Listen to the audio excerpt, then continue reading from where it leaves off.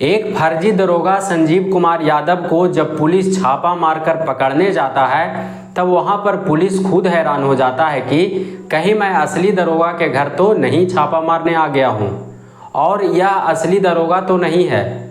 इस बात का चिंता छापा मारने जो जाते हैं उन लोगों को सताने लगता है, क्योंकि फर्जी दरोगा के पास में जो सामान मिलता है वह सामान तो एक असली दरोगा के पास में भी नहीं होता है।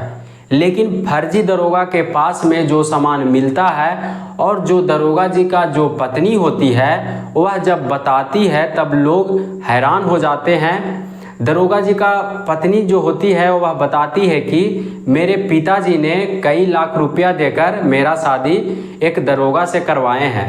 अब यहाँ पर पत्नी भी नहीं मानती है कि मेरा जो पति है वह एक फर्जी दरोगा है, लेकिन आखिरकार बहुत मुश्किल के साथ साबित हो जाता है कि जो संजीव कुमार यादव है वह एक फर्जी दरोगा है।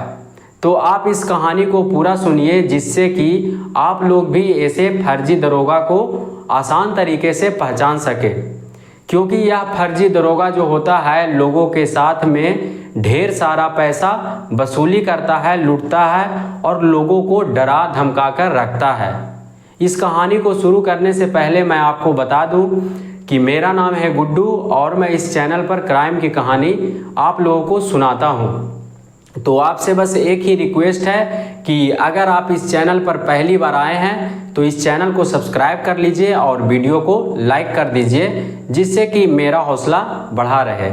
तो दरअसल यह जो घटना है उत्तर प्रदेश का है। एक आदमी जिसका नाम संजीव कुमार यादव होता है और संजीव कुमार यादव जो होता है गूगल से एक दरोगा के बारे में जानकारी पता करता है और वह पता करता है कि दरोगा ड्यूटी कैसे करता है और दरोगा का वर्दी कैसा होता है और अपराधियों को किस तरह से पकड़ा जाता है और दरोगा कैसे पकड़ता है।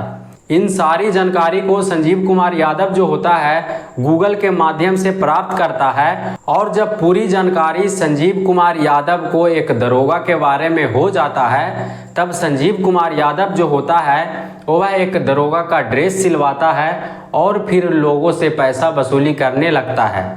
संजीव कुमार यादव जो होता है लोगों को बताता है कि मैं एसपी कार्यालय में तैनात हूँ।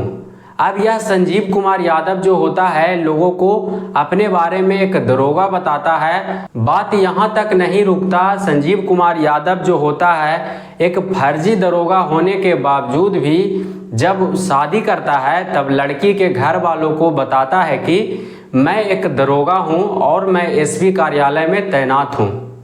अब यहाँ पर लड़की के घर वाले जो होते हैं वह एक दरोगा समझकर अपनी बेटी को जब शादी करते हैं तब यहाँ पर संजीव कुमार यादव को दहेज के रूप में ढेर सारा पैसा भी देते हैं। अब संजीव कुमार यादव के पास में पत्नी आती है और साथ में ही रहती है, लेकिन पत्नी को भी मालूम नहीं होता है कि मेरा जो पति है वह एक फर्जी दरोगा है। अब यह दरोगा साहब जो होते हैं अपना अल्टो कार से प्रतिदिन ड्यूटी पर निकलते हैं और शाम को घर वापस आ जाते हैं और जो अल्टो कार पर यह फर्जी दरोगा घूमता है उस अल्टो कार पर भी पुलिस लिखवाया हुआ रहता है। संजीव कुमार यादव के पत्नी जो होती है वह घर में काम करती है और अपना पति का कपड़ा और जूता के ऊपर ध्यान रखती है और समय से साफ करती है और कपड़ा के ऊपर आयरन करती है, प्रेस करती है। यह फर्जी दरोगा जो होता है लोगों के सामने फ़ोन पर बात करता था, तब फ़ोन पर बताता था कि उसको गिरफ्तार कर लो, उसको वहाँ भेज दो, वह फाइल इधर से उधर कर दो। मतलब लोगों के सामने यह फर्जी दरोगा बात करता था तब लोगों को विश्वास हो जाता था कि यह एक फर्जी दरोगा नहीं, एक सही में दरोगा है। आसपास के लोग जो होते हैं संजीव कुमार यादव को एक दरोगा समझते हैं और दरोगा वाला इज्जत देते हैं। यह दरोगा साहब का ड्यूटी होता है कि लोगों को डरा धमकाकर पैसा वसूली करना और लोगों से पैसा लेना और उसको वापस नहीं करना। और जहां पर भी लोगों का गलती होता है वहां पर यह दरोगा साहब दरोगा बनकर जाते हैं और लोगों को समझाते हैं और पैसा लेना शुरू कर देते हैं। अपने पास में एक डायरी भी रखते हैं और उसमें हर वो चीज़ लिखते हैं जो एक दरोगा लिखता है। लेकिन यह फर्जी दरोगा जो होता है दो ऐसा गलत काम कर देता है कि इस गलत काम करने के बाद लोगों के सामने यह दरोगा साहब का पोल खुल जाता है और लोगों के सामने पता चल जाता है कि यह एक फर्जी दरोगा है। यह फर्जी दरोगा जो होता है अपने पत्नी के साथ में एक ज्वेलर्स के दुकान में जाता है और वहां पर अपने पत्नी के लिए सोने का सामान खरीदता है और फिर सुनार को धमकी देता है और पैसा नहीं देता है। अब यहाँ पर दरोगा साहब जो होते हैं वहाँ से सोना लेकर वापस अपना घर चले आते हैं, लेकिन यहाँ पर सुनार जो होता है इस दरोगा के ऊपर नज़दीकी थाने में जाकर शिकायत लिखवा देता है। यह तो हो गया एक घटना। और फिर फर्जी दरोगा जो होता है वह एक फर्नीचर के मालिक के पास में जाता है जिसका नाम चंद्रशेखर होता है।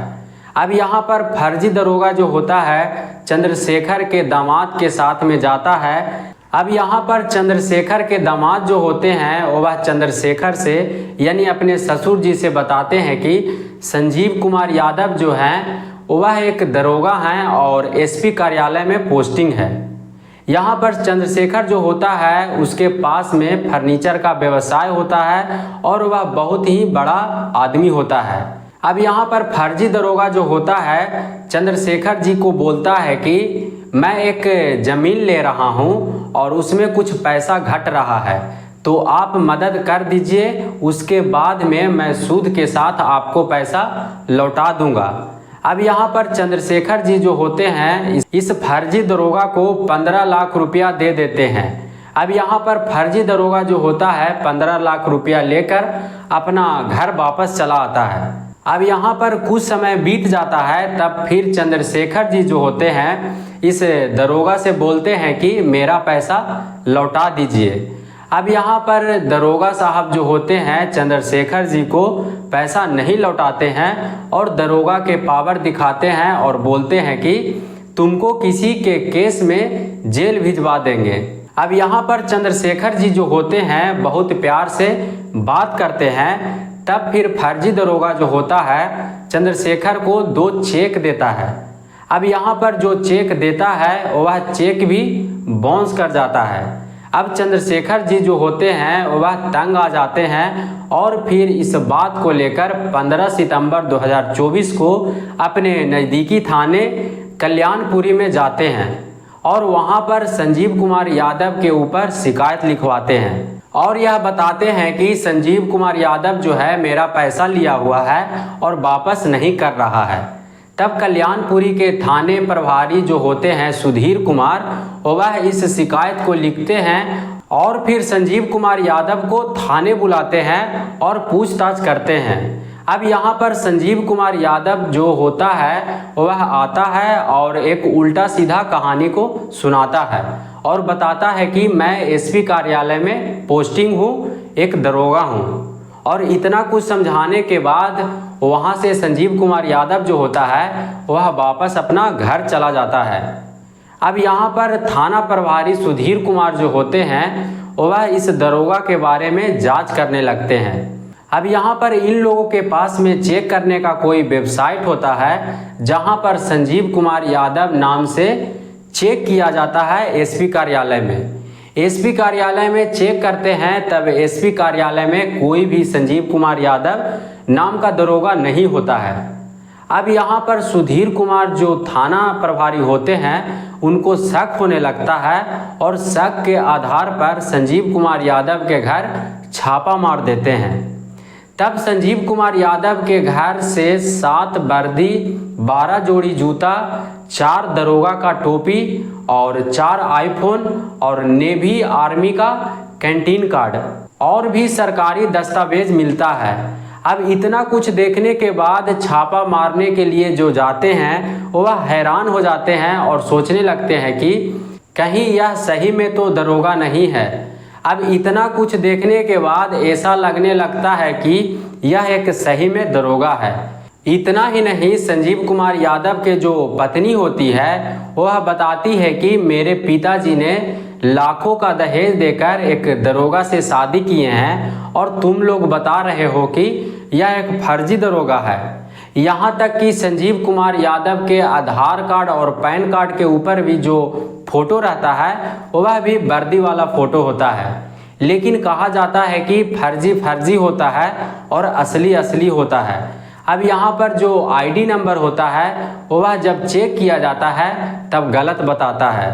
अब यहाँ पर पुलिस जो होता है संजीव कुमार यादव को गिरफ्तार कर लेता है और जेल भेज देता है। इस कहानी को सुनाने का मेरा उद्देश्य नफरत फैलाना नहीं, बल्कि आप लोगों को जागरूक करना है, सचेत करना है और कहानियों के द्वारा समझाना है।